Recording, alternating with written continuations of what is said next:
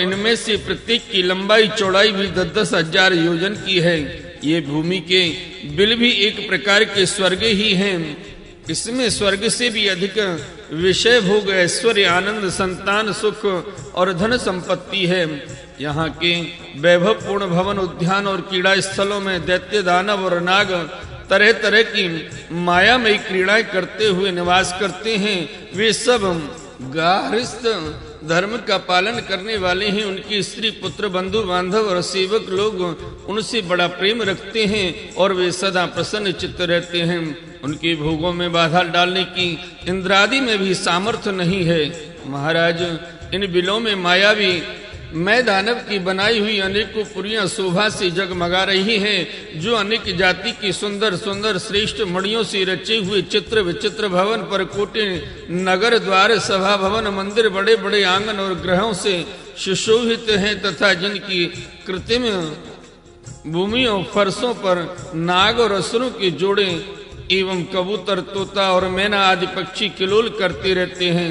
ऐसे पातालाधिपतियों के भव्य भवन उन पुरियों की शोभा बढ़ाते हैं। वहाँ के बगीचे भी अपनी शोभा से देवलोक के उद्यानों की शोभा को मात करते हैं। उनमें अनेकों वृक्ष हैं, जिनकी सुंदर डालियां फल फूलों की गुच्छों और कोमल कोपलों के भार से झुकी रहती हैं, तथा जिन्हें तरह तरह की लताओं ने अपने अंग पास से बांध रखा है।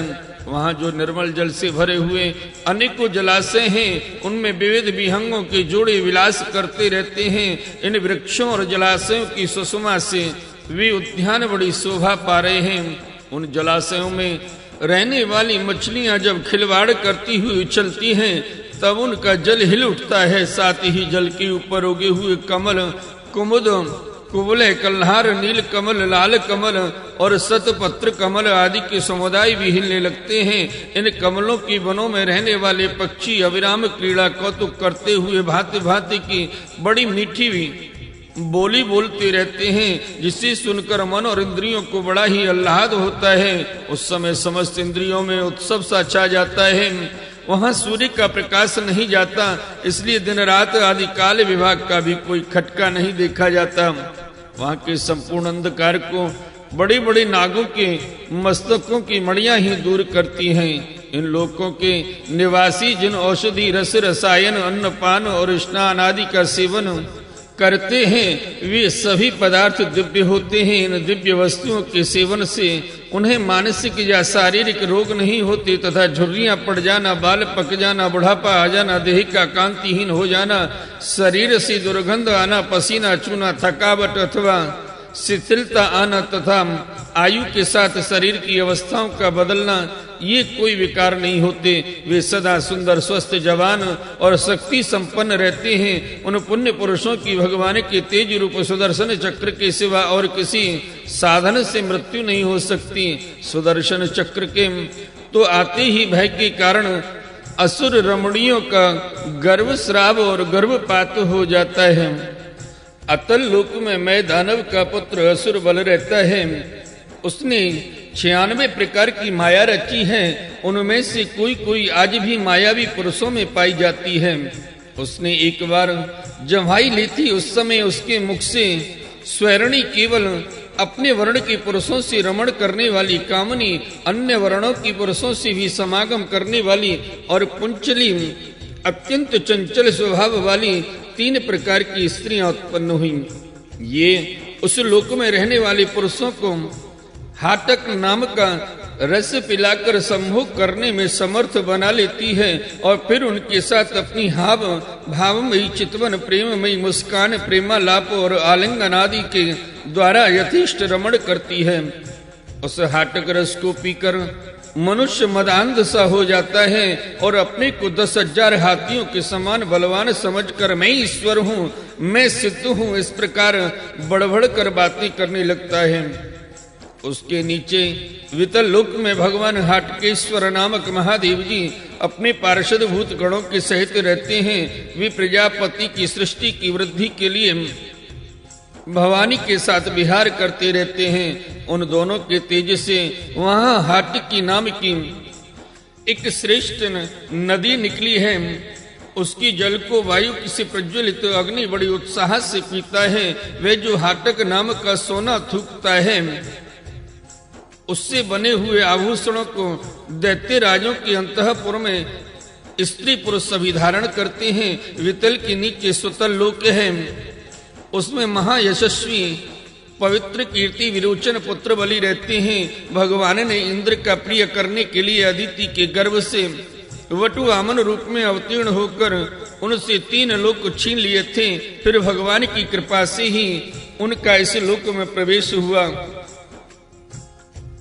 यहाँ उन्हें ऐसी उत्कृष्ट संपत्ति मिली हुई है, वैसी इंद्रादि के पास भी नहीं है। अतः वे उन्हीं पूज्यतम प्रभु की अपने धर्मान चरण द्वारा आराधना करते हुए यहाँ आज भी निर्भयता पूर्वक रहते हैं। हे राजन, संपूर्ण जीवों के नियंता एवं आत्म स्वरूप परमात्मा भगवान वासुदेव जैसे पूज्यतम पवित्रमतम पात्र के आने पर उन्हें परम श्रद्धा और आदर के साथ स्थिर चित्त से दिए हुए भूमि दान का यही कोई मुख्य फल नहीं है कि बलि को सुतल लोक का ऐश्वर्य प्राप्त हो गया। यह ऐश्वर्य तो अनित्य है, किंतु वह भूमि दान तो साक्षात मोक्ष का ही द्वार है।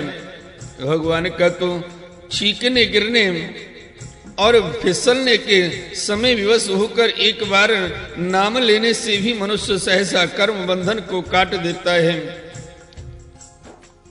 जबकि मुमुक्षु लोग इसे कर्म बंधन को योग साधन आदि अन्य अनेक उपायों का आश्रय लेने पर बड़े कष्ट से कहीं काट पाते हैं। अतएव अपने संयमी भक्त और ज्ञानियों को स्वरूप प्रदान करने वाले और समस्त प्राणियों की आत्मा श्री भगवान को आत्मभाव से किए हुए भूमि दान का यह फल नहीं हो सकता।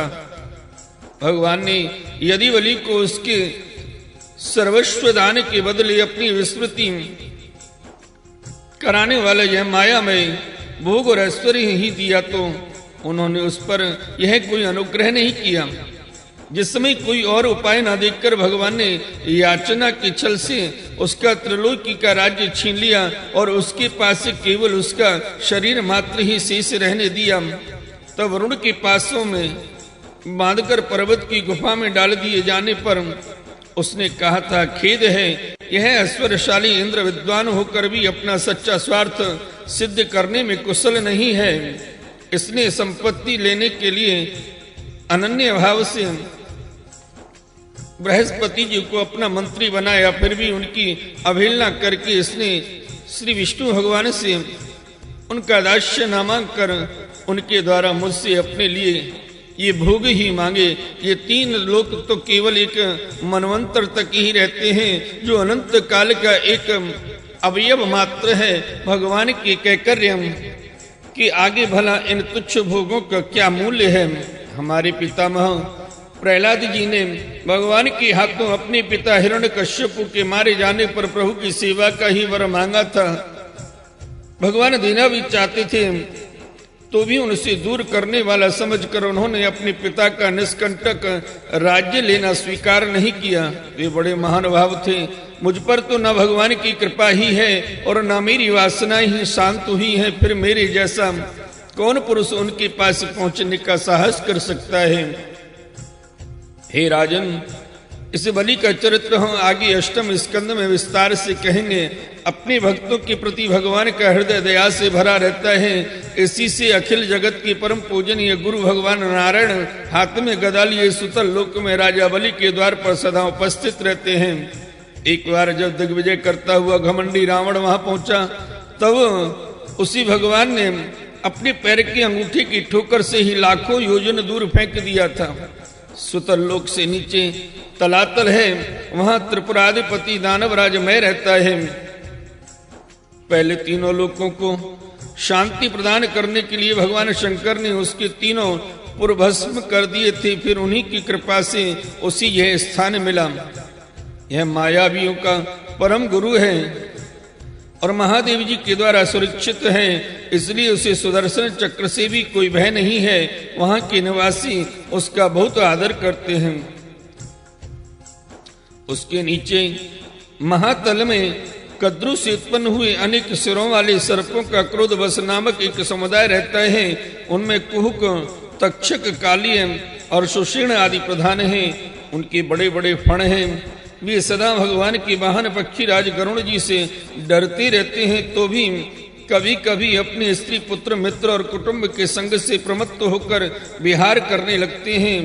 उसके नीचे रसातल में पणि नाम के दैत्य और दानव रहते हैं। ये निवात कवच काले और हिरण्यपुरवासी भी कहलाते हैं।